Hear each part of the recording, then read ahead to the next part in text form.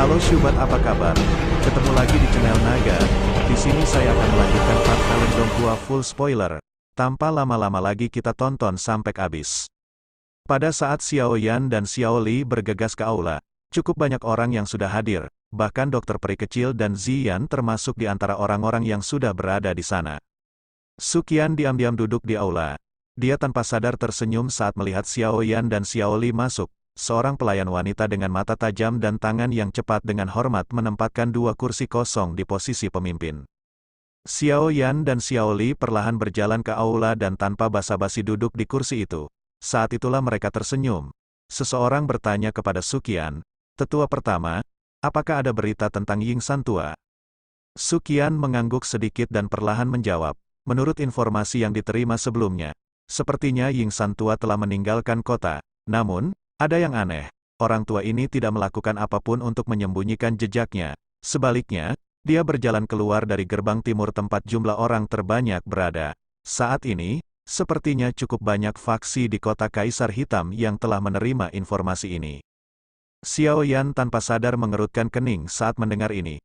Apa yang direncanakan oleh Ying San tua ini? Dia sebenarnya bertindak dengan profil tinggi dalam menghadapi situasi di mana semua orang memandangnya dengan niat buruk. Meskipun dia adalah seorang elit Douzong, sepertinya akan merepotkan berurusan dengan banyak orang serakah yang datang dengan cara yang seperti gelombang. Jangan bilang kalau itu umpan dan bukan jati dirinya. Xiao Li mengerutkan kening dan bertanya. Tidak ada kekurangan ahli di antara orang-orang yang mengamati. Namun, jika mereka bisa melihat sosok Ying San tua dari jauh, mereka akan merasa terkejut. Jika itu penggantinya, mustahil bagi Ying San tua untuk pergi dan mencari elit Douzong lainnya. Bukan. Jika itu masalahnya, dia akan bisa mengabaikan semuanya dan pergi begitu saja. Dengan dua Douzong, hampir tidak ada orang di wilayah sudut hitam yang berani menghentikan mereka. Suqian menggelengkan kepalanya dan menjelaskan. Jangan bilang padaku bahwa dia benar-benar berniat untuk berurusan dengan banyak faksi dan ahli wilayah sudut hitam yang mengawasinya dengan niat jahat. Xiao Yan dengan erat merajut alisnya saat dia bertanya-tanya dengan suara keras.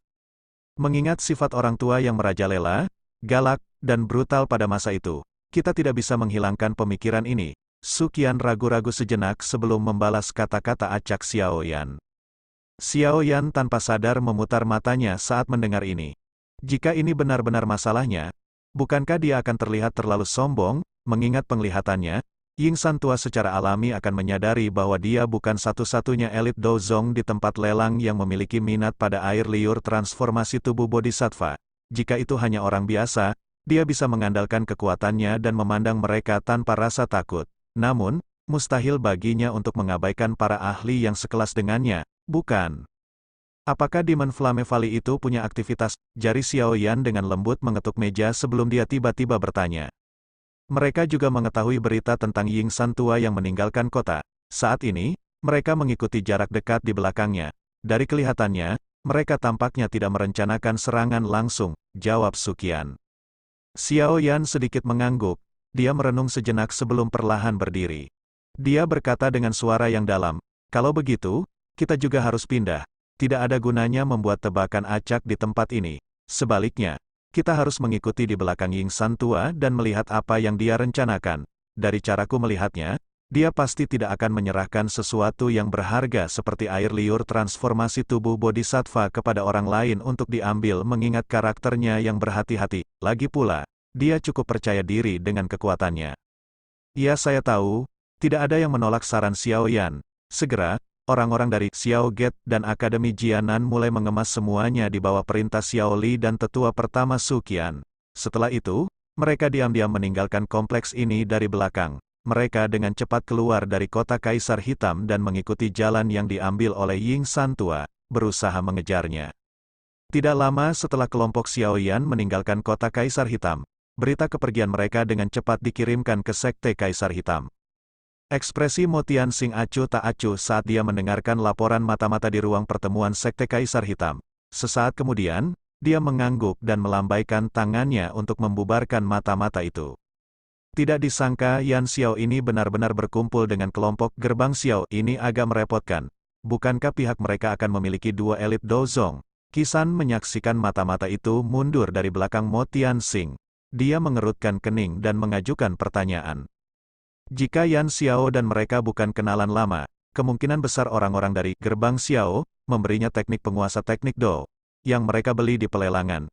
Itu akan memfasilitasi kerjasama antara kedua belah pihak. Mo Tianxing sedikit mengangguk, ekspresinya agak jelek. Awalnya, dia mengira Xiao Yan dan Xiao Get telah menaruh dendam setelah masalah di pelelangan.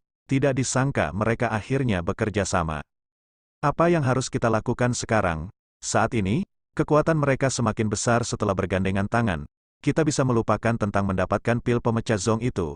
Moya di sisinya mau tidak mau berbicara dengan cemas setelah mendengar ini. Pil pemecah zong adalah sesuatu yang bahkan Kisan tidak bisa sempurnakan. Jika dia tidak bisa mendapatkan pil di tangan Xiao Yan, dia tidak akan tahu kapan pil itu akan terjadi sebelum dia mendapat kesempatan.